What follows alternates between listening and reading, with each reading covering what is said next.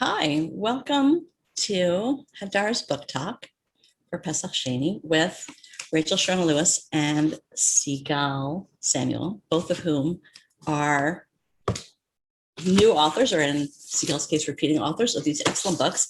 This book talk is on the occasion of Pesach Sheini. Oh, I should say I am Elisheva Urbas. I'm Hadar's editorial director, and I'm very happy to welcome you to the first of what I hope will be repeating book talks. This is the occasion today is Pesach Sheini, which in the Torah is a day when those who are unable to participate in Passover in Nisan, in the Passover sacrifice in Nisan, get a second chance to do so. And for us, it's a chance not only to include those who are potentially or actually marginalized into the communal mainstream, but also a day when we do it with celebration and delight. So these two books and our conversation today, I think, are going to get to talk a little bit about some of those questions about where is the mainstream and where is the center, but also going to give us a chance for some real enjoyment and delight, because these books are a hoot. I'm going to give you the quick introduction to them both. Rachel Sharona Lewis, Rachel, wave, please. Wave to the people. Yeah, this is Rachel's book, The Rabbi Who Played with Fire, and it is a mystery featuring Rabbi Vivian, who's a delightful character. And this is a beautiful book by Sigal Samuel, illustrated by Valley Mincy, and it is a picture book primarily for children, but with joys for all, about a rabbi and scholar in 15th century Iraq and her role in her community. And I am going to just as we get started, while they're talking, I'm going to throw into the chat two links, one for where you can buy each of those books if you want to. And so if you, as you go along in the hour, you can scroll back up there and catch them and zoom off to buy them. And we'll throw them in again at the very end of the program for anybody who missed them at the beginning. And with that, I think we're going to start. I really want to start by asking each of our authors to tell us, a sentence or two about your book and your character, and how you came to land on this character and came to write this book. So I think I'm going to ask Sigal to start, if that's good. Sure. So first of all, thank you all for being here. It's exciting to sort of see a lot of faces here. I came upon the story of Osnat Barzani entirely by accident. I was deep down an internet rabbit hole one night, actually doing research for a stage play about Jewish women in history, and stumbled upon an article by a scholar saying that there was this girl, Osnat Barzani, born in 1590 in Mosul, then Kurdistan, who became a Rosh Yeshiva and a rabbi and a Kabbalist. And I was really surprised, because I had always thought the first rabbi was Regina Jonas in Holocaust era Germany. Turns out that's not the case. And so I decided to write this book about it, Osnat and Her Dove, the true story of the world's first female rabbi. Thank you. Rachel, do you want to give us a couple of words and just like some background on how you came to be writing this? Sure. So I was never really planning to be a fiction author, but a few years ago, I had been walking around the beach town of Rockport, Massachusetts, and stumbled upon this library sale where this library had been dumping all of these books out on their lawn. And I made it magically to the full set of the Rabbi David Small mysteries written by Harry Kemmelman in the 1960s, 70s, 80s, which some people on this Zoom might be familiar with. And I just sat there reading at this library sale for like hours, and bought the entire set. And I was just so struck by these books, by this character, Rabbi David Small, who was a conservative rabbi at this shul in a fictionalized beach town in Massachusetts, who used Talmudic logic to solve crimes. But it was also very clear to me that the author, Harry Kemmelman, was using the genre of mystery to comment on the dynamics of the Jewish community at the time in the 60s 70s, 80s. And as I was reading them, I started to get this idea that someone should write an updated version of this book with like a new, probably a woman rabbi who could think of the genre, who could play with the genre in a similar way. And though I had never written fiction before, at a certain point, I started to get this idea to write this story myself.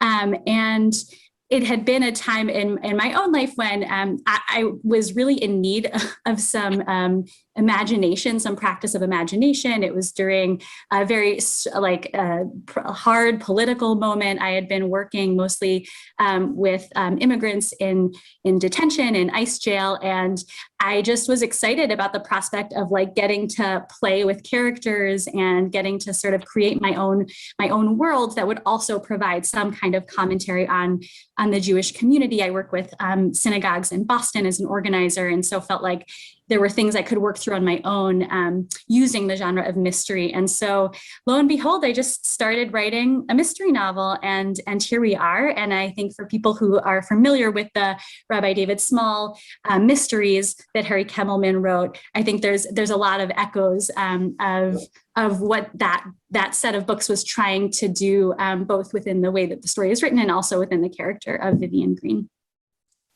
Thank you so much. I really want to jump in on the place that Rachel just mentioned about the pleasures of books as a sort of entry to this, to enjoyment and to grappling with how people come into the mainstream. Sigal, if you don't mind, could I ask you, I would love each of you to get a chance over the course of the hour to read a little bit from the books. And there's a particularly delightful passage in the beginning of Osnat and her dove that describes Osnat Barzani's childhood and how the love of books becomes the entree into the achievements of her life. Could you read us that section?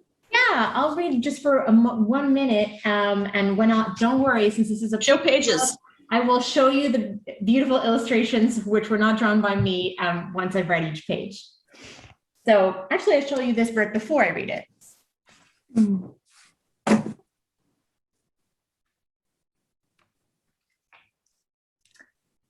Osnat grew up surrounded by books in the city of Mosul. Her father, Rabbi Samuel Barzani, built a yeshiva where men studied Torah all day long. Because Rabbi Barzani often traveled from town to town building more yeshivas, Osnat spent many hours alone with books. She stared and sniffed. She peeked and poked. What secrets were they hiding?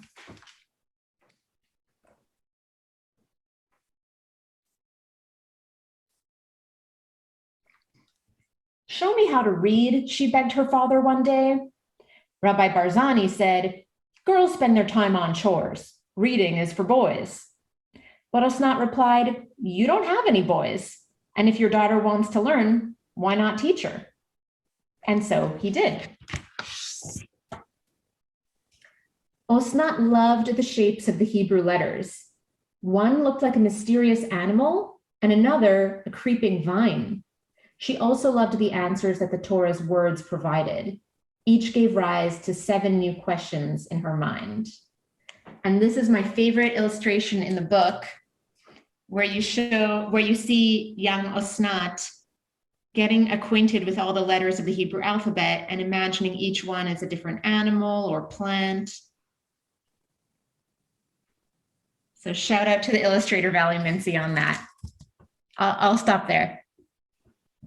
Thank you. They are delightful. I think particularly one of the things that those illustrations really do for me in engaging me back with the words of the story is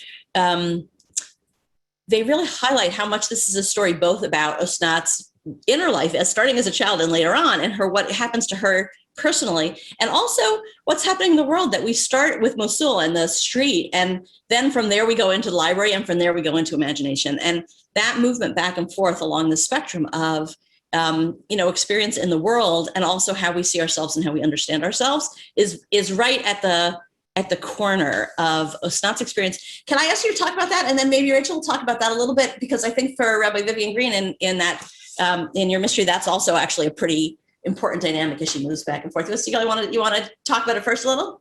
Yeah, so I'm glad you asked that. Yeah, so the place is very important in Osnat's story, and historically for the real Osnat. It was really crucial that she was growing up in Mosul, in this Kurdish society, which I think that if she hadn't been growing up there, perhaps she would never have become the world's first female rabbi. Wait, now let me interrupt you for a second. Just remind me, what year is she born, or when is she? Yeah. What are the dates? So she was born in 1590. So she becomes a Rosh Yeshiva and a rabbi in Kurdistan in the 1600s, which I think is surprising for a lot of us. We wouldn't expect that so early on that would have happened. But so she's born, like, for those of us who are live in like a Anglo-centric, or organization, she's born during the reign of Queen Elizabeth I, and becomes a Rosh Yeshiva sort of during the reign of James. I mean, it's a long time ago. It's really sort of very early modern period.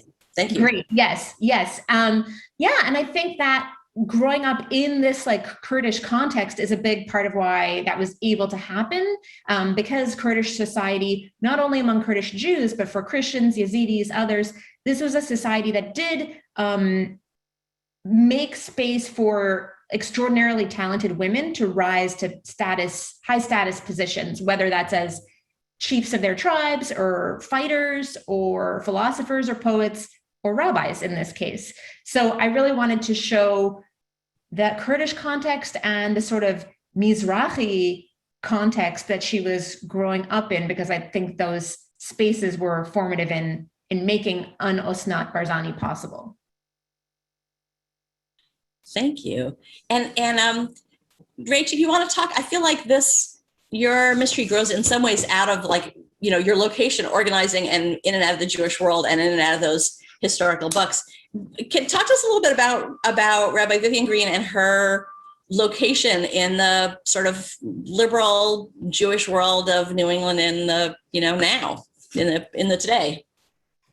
Yeah, so I just want to start off by saying, talking about a particular quote for me that I think from the original books actually really put in my mind this idea that we could write about this kind of context today and this kind of rabbi today and learn a lot from that. And each of the books that Harry Kemmelman wrote, Rabbi David Small is contending with a shul president who represents a different faction of the shul at the time. And so in one of the books, I think it's the third book, there's this younger faction of people coming into the shul who are like engineers and moving into town, who want the rabbi and want the shul to be more out there in the secular world, representing the shul, getting involved in the civil rights movement and being more involved beyond the four walls of the shul. And Rabbi David Small, he's bemoaning like the ways in which people don't show up to shul and they have all of these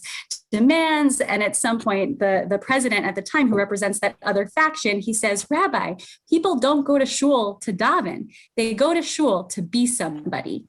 And there are all these different people within the context of the shul who are using this synagogue at the time to like become the people they want to be, the leaders that they want to be, because there are restrictions on them, on these men mostly, within the outside world. And David Small just doesn't think, the Rabbi David Small and I imagine Harry Kemmelman don't really think this is the way to think about shul. But that quote really got me thinking about what is the purpose of shul today? What are the ways in which rabbis help to kind of cultivate those different purposes? And for me, as an organizer, as someone who's been engaged with synagogues for a really long time in being a part of larger social justice efforts locally, it feels, it felt important to me to think of Rabbi Vivian as both this spiritual leader, but also somebody who was watching this, she's living in this contemporary milieu. There's a lot going on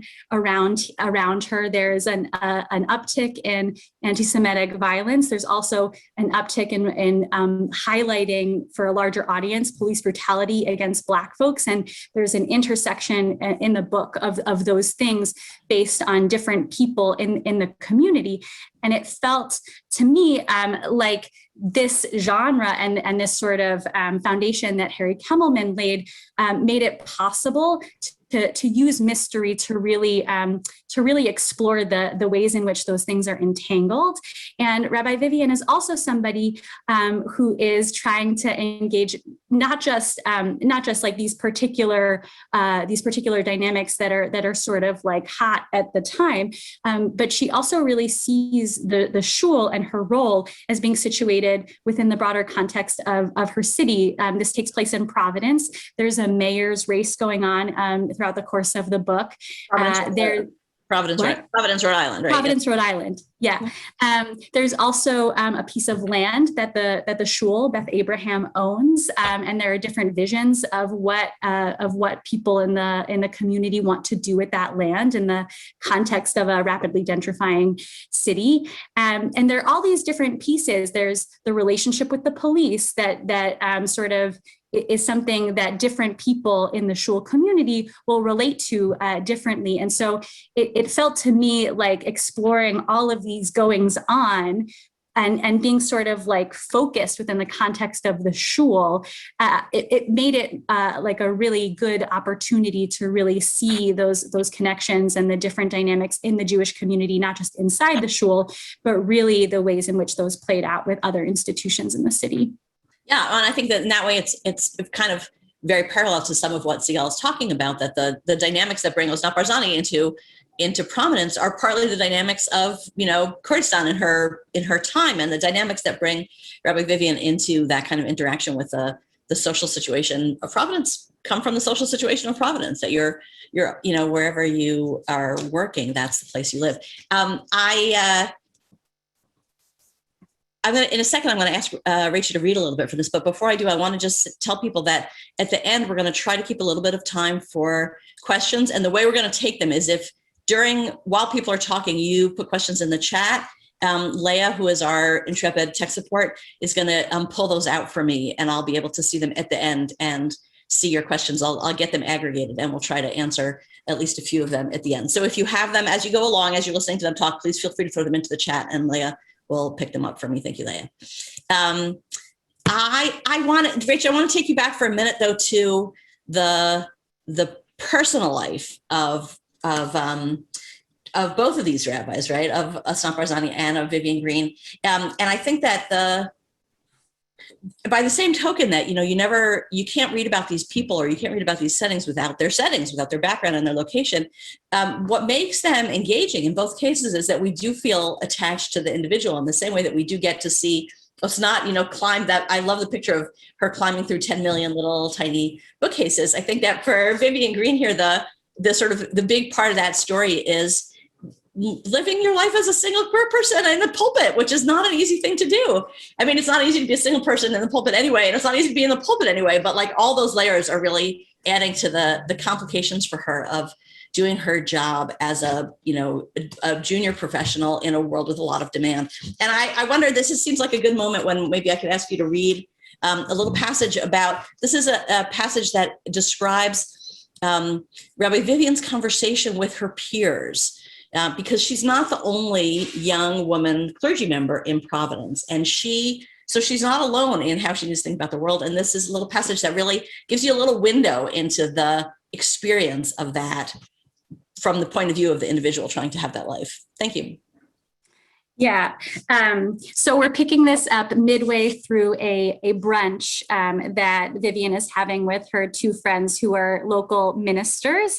And they are talking about their roles as rabbis, and also sort of bemoaning the power that certain donors in their communities have, both within the context of their congregations, but also within the context of their city. And so we're just going to get right to it. It used to be, it used to be that people would follow their rabbi without question, Vivian said. But here, the whole power structure has been turned on its head.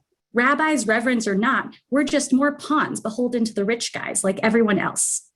Come on, that's harsh, Viv, Reverend Lisa Carpenter said. There's more to it.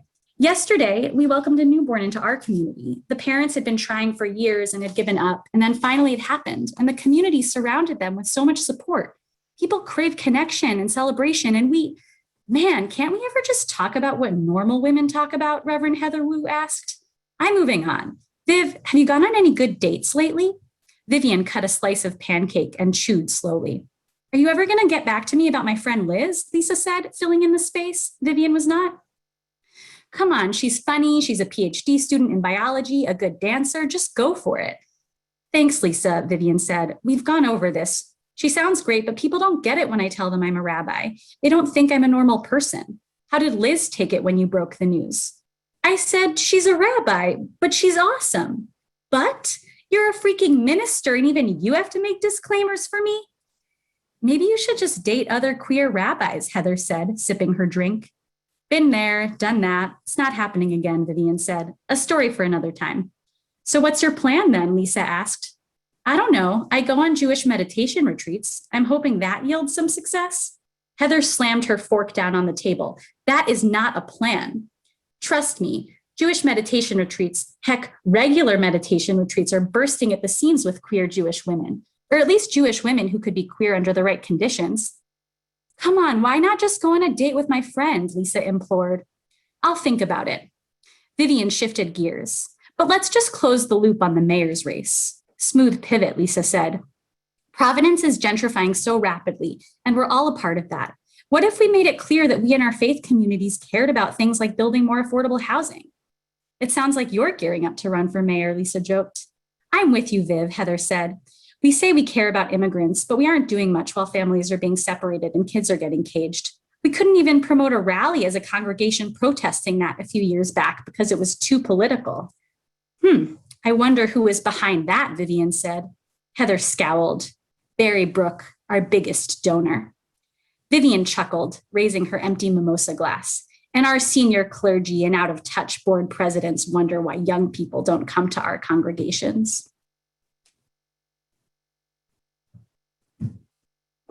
Thank you. I love that. Particularly the moment where she's like, meditation retreats are full of prospects. Like, who has not been there really, you know? I want to take that, which really gives you a feeling for one of the dynamics in the book that is just delightful all the way through. I mean, those friends are really a support for each other and also funny all the time. And I want to let you use it to jump off to a little bit of a bigger question of how do we perceive rabbis? How do the people in your book perceive rabbis? And how do you think your readers perceive rabbis? And how do you think your book interacts with the perception of rabbis in the world? And Sigal, I'm teeing you up that I'm going to ask you the same thing after Rachel gets to talk a little bit. So I think it's fun to think about this question within the context of this book being a mystery, because by sort of saying that this rabbi is going to become a sleuth and figure out how to solve this mystery, which in the book is this fire, there have to be particular like tools and skills at her disposal that she's going to use in order to solve those. And I think in some sense, I think of those same tools as the things that make her a good rabbi. The same things that make her a good sleuth make her a good rabbi. And so what I thought those tools were things like being able to build relationships, which we see in the brunch with her minister friends, and being able to listen and to learn. I think that Vivian has a bit of some stridency to her, which you might have sensed, but I think she's also like really willing to learn from a lot of different people and really absorb that and have that enter her understanding of what decisions she should be making that. And I think that I tried to write her in a way where she was really sharing that with other people around her, including her congregation. So making that learning really like visible. I think she also takes some risks and isn't always just sort of towing the party line. And I also think another thing you might have gotten from the excerpt is that she's a little bit irreverent. And I think these these are things that feel to me part and parcel of like a lot of the identities of many rabbis that I know and respect. And I think it might be a little bit different than some other visions. And I think specifically, actually, David Small, the rabbi from the original books, his primary tools were Talmudic logic, and this one relationship that he had with the police chief at the time in his town, who he would consistently engage in Talmudic pilpul, Talmudic like argumentation with. And so for me, I think actually Rabbi Vivian, there are a lot of things that she's really working through and grappling with through the course of the book. And I think that grappling is something that we see both in the context of, dealing with like Jewish law and giving like an answer to somebody around their halachic questions, but also is very real for a lot of rabbis that I certainly know, and the rabbis that I would want to go to their shul when they're grappling with like what's going on right now around us, and like what are the social dynamics in our communities, what are the political dynamics that we're really brushing up against and consistently interacting with. And so I think as a new rabbi coming in, she has a vision, but she's also really, really grappling. And I think that feels for now like something that progressive rabbis are really working with, at least in my experience. Yeah, and she really does. She actually does get a chance, in fact, to speak, to sort of teach Torah in the book, and brings that sensibility into the Torah. I think that the irreverent piece, the excerpt that Sigal read before, where her Osnat really talks back to her own father and is right, is real. She says, "What do you mean you don't have a son? What are you talking about? Like, this is the place that Torah needs to live right now, is in you teaching me to read." And I think that one of the things that I like about what the books have in common is that feeling that maybe a rabbi who's not coming from a place of sort of expected demographics, nonetheless feels authority. She's taking on herself to talk back in a way that is, in both cases, closely wedded to learning. And neither of them thinks that they get to just like take off and do their thing, but they enter into authority in that way. And Sigal, do you want to talk a little bit about perception of authority and perception of Rabbi in Osnat's story? Because she does go, as the book goes on, she kind of moves, she starts, in her father's study and in the private home, but she does move out into the community as the story goes along. Right. And you sort of, I liked how you started by asking before, sort of, what do we think a rabbi looks like, right? Like, what is the conventional idea of what a rabbi is supposed to look like? And it just reminded me, a few years ago, there have been actually a few studies like this where people do studies where they ask little kids, draw a scientist, right? Draw what a scientist looks like. And almost always the kid will draw a male scientist, right? And I think probably if you asked kids, draw a rabbi, a lot of them would draw a man by default. And I want to kind of like move towards a world where kids, when they're asked to draw a rabbi, draw something like this, right? So this is Osnat when she's all grown up. And at this point, she's assumed her role as a rabbi in the community. And this is actually the first book ever written about Osnat Barzani for any age. And so a lot of people have asked me, you typically write for grownups. You're not typically a children's book writer. So why did you write this book for kids? Why not like for the adult set? And the answer is because I want all of us, but especially young people, to have this representation of what a rabbi can look like, kind of like ingrained in their minds from a young age.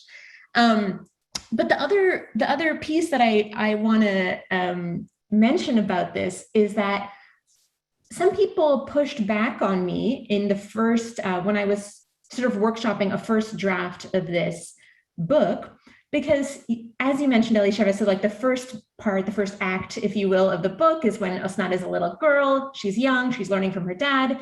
The second act is the process of like will she get to become a rabbi and Rosh Yeshiva? Will her sort of Talmudic acumen and scholarship be recognized? And the climax of the second act, spoiler alert, is yes, she becomes a Rosh Yeshiva. Actually, no one raises a fuss about this. People actually don't, find it terribly crazy and controversial that she's becoming their Rosh Yeshiva because she's so recognized as a brilliant scholar. Some people in workshops told me that's where the book should end. The book should end with, and lo and behold, Osnat became a rabbi, the end. And I said, wait, there's like a lot more to the story of Osnat Barzani. Yeah, it's like all becoming and no being. Yeah, and like, it's also just her being wasn't just that she was a Talmudic scholar. She was that. She was like a rigorous, brilliant analytical mind. But she was also a Kabbalist. She was also a mystic. She was also a poet. She was also a healer and miracle worker, where people like from all around Kurdistan would come to her for blessings and believe that she had the power to heal them. And a lot of folks told me, like, don't include that in this book if you want this to be taken seriously. Historical biography, because that miracle stuff, like we all know miracles are just stupid superstitions that don't really occur in real life. So don't include that. That is not part of what it can mean to be a rabbi who will be taken seriously. And I sort of sat with that for a bit and had this like internal debate about whether to listen to that feedback, and decided to not listen to that feedback, because like part of what a rabbi can look like, and really did look like, particularly in that Mizrahi context, is someone who, people believe to have these sorts of like supernatural powers. And I just can't resist showing this because it plays nicely with Rachel's book title. Both of our rabbis of our books are kind of rabbis who pray with fire, because one of the main legends about Osnat in terms of her sort of abilities as a miracle worker is that one time she traveled to the town of Ahmadiyya, and the synagogue there caught fire. The synagogue was like burst in flames and was going to burn down. And Osnat reacts by immediately whispering the secret Hebrew names of angels. And these angels come and flap their wings and put out the fire. So that's this page over here. So I want that to be also in our mind of what a rabbi is supposed to look like. I'm glad that you actually went there, because I was just thinking about asking you guys next to talk about fire, because I feel like I find it a striking coincidence that the sort of plot turns in both of these books involve synagogue fires. It's not like we have so many synagogues. That's not an everyday occurrence, right? And what does it mean to say your house is on fire, and how do you solve that problem? How do you put that out?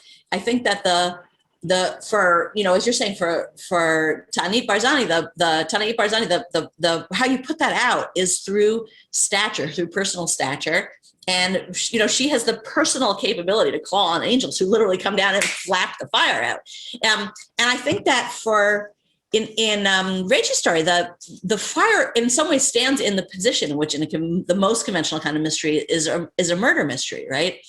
That here, instead of the risk or the danger in that murder mystery being sort of an attack on a person or an individual, sort of, you find the body behind the back door, that what you see is an attack on the communal space. What you see is and in fact, it's going to be involved in a lot of ways with with community structures and with real estate. It really actually did make me think that the whole plot having to do with the appropriate management of a synagogue-based real estate really reminded me of the tremendous scandal in Lower Manhattan for many, many years of a huge piece of real estate that was kept off the market, and which eventually became enormous development of Essex Crossing that has, affordable housing and all kinds of valuable community amenities. And people went to jail over the keeping of it off the market. But the question of how your community builds out its space and why fire is the risk there it actually just struck me as very, very vivid memory. Rach, do you want to talk a little bit about Fire Not Murder or Arson Not Murder? What's going on with that? Yeah, well, so I've learned, mostly because I've started to work on a second book, that I personally am not at this stage of my writer life able to kill characters. And so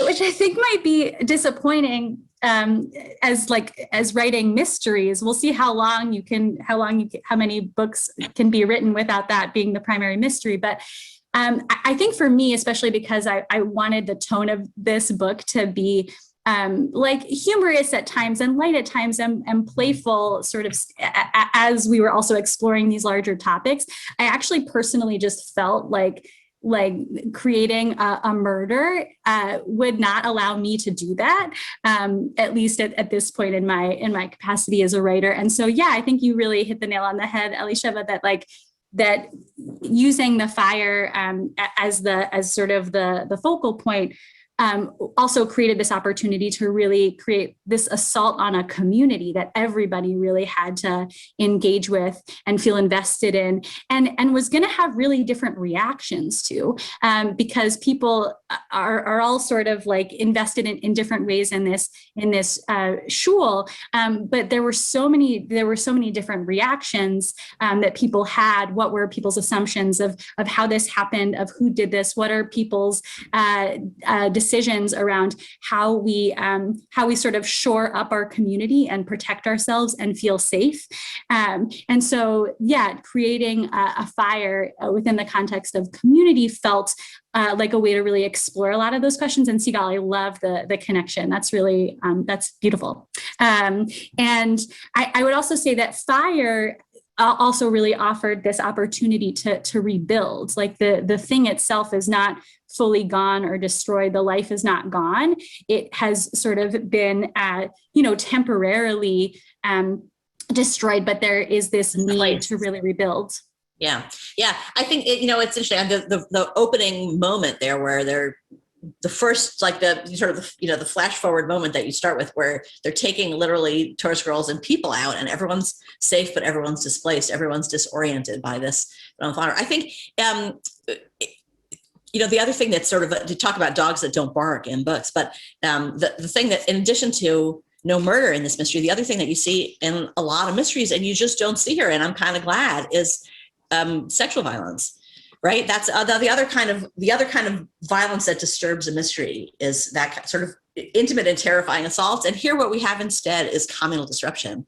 And I think actually it's one of the nice things in both these places. It's sort of parallel in a way to Sigal saying it's not enough that you become a rabbi. It's how do you function in the world? Who are you as a rabbi in the world? Who you are sometimes can just, like, Vivian gets to unpack who she is in a way in the world where there's not a sense of threat about her being a young woman in the world. She's not a sense of threat about her being a queer person in the world. There's a threat about her being a rabbi who butts into people's business, but it's about her work in that way. And her romantic life is about her romantic life. And again, not about threat or sort of identity attack. And I actually kind of love that, that both of them in both of these books just get to be their actual selves. I think that one thing that is interesting to me is the way that dynamic actually interacts back and forth with genre in both of these. That we talked about a little when we were preparing, that the rules of mysteries or the rules of children's books, because they don't make you sort of wander in an open field of every literary possibility, also gives you a little bit of structure to hold on to let both kind of problems be explored and also celebration emerge. And I would love to let each of you talk for a couple of minutes about that. And then I see that there's some questions in the chat. This is your chance, people, to throw a few more in, and then I'm going to take a look in a couple more minutes, and we'll see if people have questions for them. Good, either of you. Good, dive in. I'm going to let Rachel go first on this one. Yeah. Canon is genre. I've spoken a lot about genre and the ways in which actually, like, having a foundation laid from these previous books really, like, allowed me to build a foundation And so I think in a lot of ways, I think I learned actually from you two, Sigal and Elisheva, this term canonicity, which I had not heard before. And I do sort of think that being able to link this book to past books feels very Jewish to me. And it also, for me, actually, it felt like this opportunity to engage with a broader audience. I think this book was written really, in some sense, for my own community, for young progressive Jews, young progressive people, young clergy, I don't know, lots of people. But one of the additional constituencies that I think has enjoyed this, which I've really appreciated it, is former readers of the other books.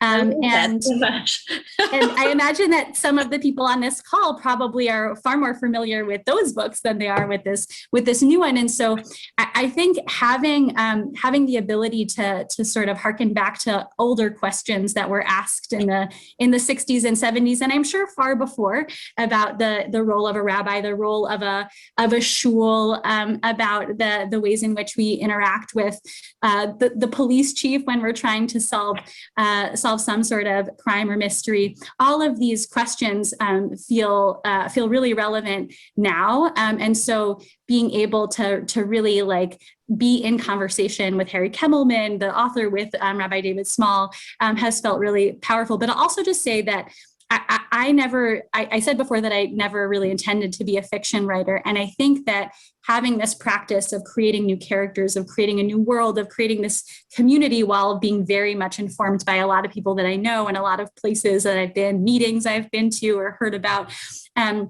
that like actually having the ability to play with characters reacting to some of the things that I'm seeing in my own life, that I've been seeing in the world around me, was a really, I found, profound and generative way to really engage with questions that we're all thinking about, that I've certainly been thinking about, within our own community. And so really, I also just think having this in the context of fiction and getting to really work inside of that was a really powerful experience for me. Thank you. Sigal, you want to talk about the world of children's books, the opportunities and the constraints about working in the world of illustrated children's books? Yeah, genre and canonicity, love it. Yeah. So one question that people sometimes ask is, why did you call it Osnat and her dove? Why focus on the dove? So Osnat, the Kurdish legends about her say that she had this pet dove who was kind of like a mystical sidekick, which is really cool. I too would like a mystical pet bird. I think that would be very attractive, honestly. Yeah, I want a pet like that. So the legends say that, yes, like Harry Potter, someone mentioned, that's right. So the legends say that actually her dove would hoot whenever Osnat was in danger. One legend that didn't make it into the book, because this is a kid's book, didn't want sexual violence in it, as you were mentioning, but one legend actually says that one night, there was a man, an intruder, trying to break into her house because he thought she was so beautiful and wanted her for himself. And the bird hooted to wake up Osnat and warned her just in time. And she, through her mystical powers, was able to freeze the intruder to the roof beams. Long story, great story. But the conceit of having a pet sidekick that is like a main character is something that's very common in books for young children. And so I was happy to be able to kind of hang my hat on that a bit as a way to make the book relatable to kids, because I hope Jewish kids will read it, but also kids who aren't Jewish, who are just looking for diverse role models. So that's kind of one nice way I found to play with the genre conventions of kidlit. I was sort of really happy to be made to think differently about what genre this book falls into when one reviewer wrote a review of this book that was like really special. It was Lior Zaltzman. She wrote about her experience reading this book to her 2-year-old son. And she said that for reasons not entirely clear, her son, perhaps just because he's a 2-year-old, demanded, "No, Ima, don't read it, sing it." And he demanded that she chant the whole story as you would liturgy, as you would prayer. I don't know if this is because the prose style in the story is a little bit, has that cadence. But anyways, this little kid picked up on this and he demanded that she sing it as liturgy. I love it. And then the reviewer was sort of reflecting like, and since then he has demanded that she read it, like sing it to him every night. And so she was reflecting on how cool it was that this story of a female Mizrahi rabbi is becoming part of the liturgy of her child's Judaism in the same way as his Siddur might be, which I thought was really cool because I hadn't thought about this as like in a liturgical genre, but I thought that was really, really neat. Right. I think, when we talk about canonicity, I think the idea that wherever you are, you absorb the things you're reading. And if you feel them connected to some larger story, then they get absorbed, maybe from the margins, or maybe at the margins, then they start to get sort of sucked into the mainstream in a very kind of Pesach Sheini way, right? That you start off, if you're a child, your canon is assembled out of all the things that you encounter as a child that people put in your way, and you don't know which ones everyone else thinks are in the mainstream or not. You encounter them as you encounter them. And I think with the sort of Rabbi David, Rabbi Vivian dynamic too, the idea that on some level this story it kind of fits in first as a footnote under Rabbi Small, and then kind of coming in front of it because it's our story and it's a new version of it, and it comes in front, and those things become absorbed into a picture of what does it mean to be American Jews. This story gets blended into that larger story, and I do think that that's one of the ways that we use storybooks in general, whether they're fictional or legendary or adapted from facts, to infuse into our picture of what a rabbi can look like, or who we are in the world, or what our communities look like. I see that there's a few of the questions in the chat are for Sigal and have to do with the sort of background of Tanit Osnat Barzani's life. And could you give us a little bit of like, where did you find information on her life, and whether there are things people can read? Are there do we have texts that are published and that people can read from her? Give us a little bit of, plug us into the factual world a little bit there. Totally. So just as an FYI, this is a book that is ostensibly for kids, but there's also a lot of things in there for grownups. And at the back of the book, there's a lot of just straight information about what's not for adults who are reading it, who are curious, because there are no books about her. So, which is crazy, first female rabbi. But yeah, basically, the main, I would say, scholar who works on Osnat and who I learned from is named Renee Levine Melamed. She's a scholar in Israel. She has resurrected a lot of the texts. We have a few extant writings of Osnat that Osnat wrote in the 1600s. A lot are letters that Osnat wrote, for example, fundraising letters asking people to donate money to her yeshiva. What's that? That's very cool. I mean, it really reminds you that a rabbi's life is still a rabbi's life at the end of the day. Exactly, right? Classic fundraising letter, donation letter. And you see from her writing, it's really, her learning is very obvious. Her writing is full of allusions to Midrash and Kabbalah and Talmud and you name it. And she's also very lyrical. She writes very, very poetically.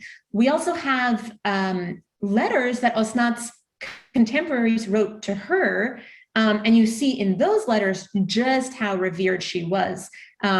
And you see that some of them called her rabbi without hesitation. We have a letter by one Rabbi Pinchas Hariri, who opens his letter to her with the salutation, "My mother, my rabbi." And I remember being really struck by that, because so rare in the Orthodox world that I come from to see those two titles in juxtaposition like that. So we have some sources. Unfortunately, most of them are in Hebrew. It's a little hard to find in English, but you can find a little bit. Yeah, I was just going to ask you, was her writing or people writing to her, people writing in Hebrew or in other Judeo-Arabic, or what's the lingua franca there? A very high literary Hebrew register. But the other cool thing I just have to say, because it's super cool, is that a lot of what we know about Osnat comes from amulets. Kurdish women, Jewish Kurdish women, but also Kurdish women broadly revered Osnat, and to this day revere her and are super proud of her. And they kept in amulets stories and folktales about her. And that material culture is that has been passed down from women generation to generation as part of how we still know about Osnat today. Oh, that's amazing. That was actually kind of fantastic detail. Are those in museums? Can people see them? Are there someplace out there? There's some stuff like this in the National Library of Israel in Jerusalem that I had grand plans to go visit for research purposes, and then COVID happened. God willing, we will all have that opportunity in the future. I see that we have just like a few more minutes, but I want to bring in a question that I had in the chat, which is really for both of you, which is, both of you produced something that's very different from work you've done in the past here. I mean, Sigal's been publishing fiction before, but still to work in children's books and in this kind of, historical material, but also in illustrated books and for different audiences, very different. And for Rachel, the entry into the working in fiction altogether was very different. I wonder if I could ask each of you, maybe Rach first, to talk a little bit about did you develop a comfort zone, or do you leave your comfort zone to go off and take on a project like this that produces new books about new characters that we want to hear? When you want to take yourself and your reader outside of what you already know, what can you report about your experience, or what can you advise people who want to do the same? I would say that 90% of what was written in this book, whether it was like a character or a meeting or a place that I've been or whatever, or a place in the book, was just like from life. Not to the extent that it, not to the like dramatic extent that it sort of comes together, but all, like the clergy friends that were at brunch were taken from this experience that my wife had when she was a chaplain and had these ministers and rabbis that she would brunch with and have similar experiences with. And the story that Vivian tells about her goldfish who was sadly killed. So I guess there is one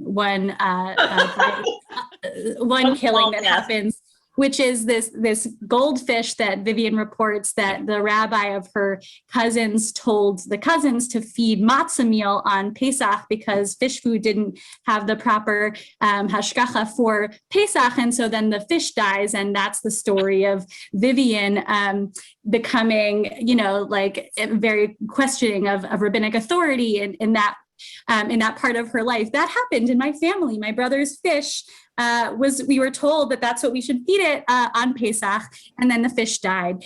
So there are all of these ways in which, for me, writing this book was actually just amalgamating all of these experiences that I had as a way to answer questions that I was really mulling over, inspired by these books that I had found. And so I think it turns out I am a fiction writer because now I've written it, but I actually think that fiction in particular, which I didn't realize, just lends itself so well to sort of processing and putting together, blending all of my own experiences in places that I've been. And just to answer some of the questions in the chat, I will say that Providence was the city chosen because I couldn't choose Boston because it was too close to home, but it needed to be a real place because I needed to be able to put real, either experienced or researchable details into the book.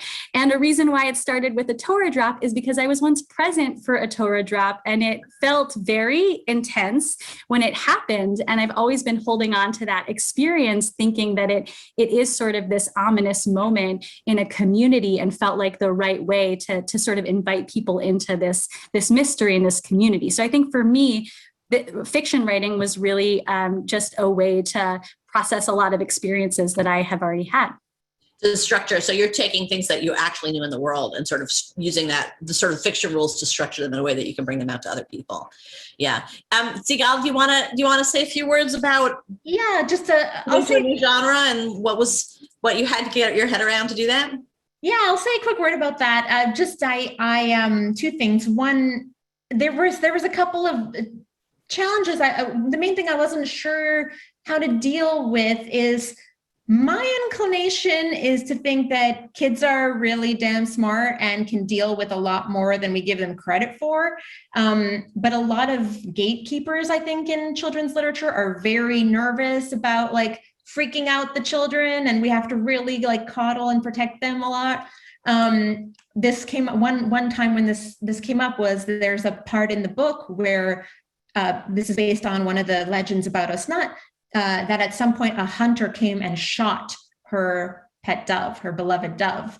And so you see there's this scene where a hunter has shot the dove and the dove has stopped moving, and it's unclear whether the dove is going to make it, kind of like Rachel's fish.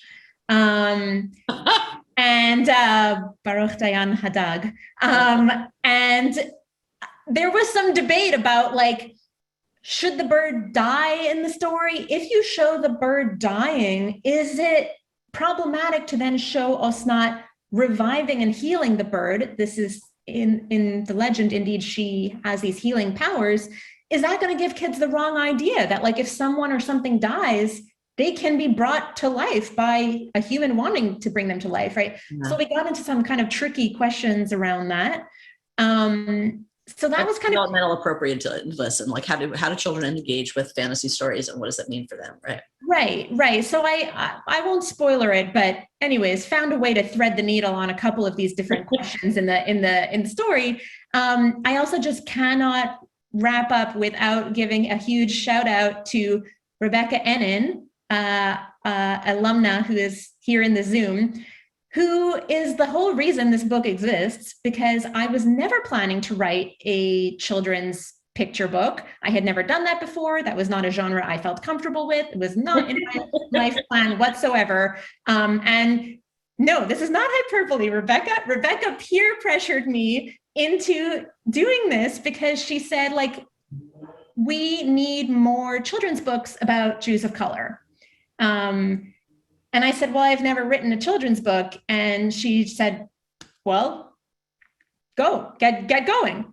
So that was the impetus. So I'm really happy to be sort of doing this event with Hadar, since it's because of one of our alumna that I think this book happened. Thank you both. It has been actually very delightful. I am so happy to have brought both of you into the Hadar program calendar. I'm so happy that both of you wrote these books. I'm so happy that these two characters are both in our rabbinic repertory. And I really want to encourage people to go out and get them because they're delightful. They are fun for yourself and they're fun for gifts. And I want to, before we go, I do want to remind people that there's one other Hadar program today, which is the first of a 3-part lecture series this evening, 8 o'clock, on the Torah of Reopening by Rabbi Tali Adler. Highly recommend. And you can sign up for that by going straight to the Hadar website, hadar.org.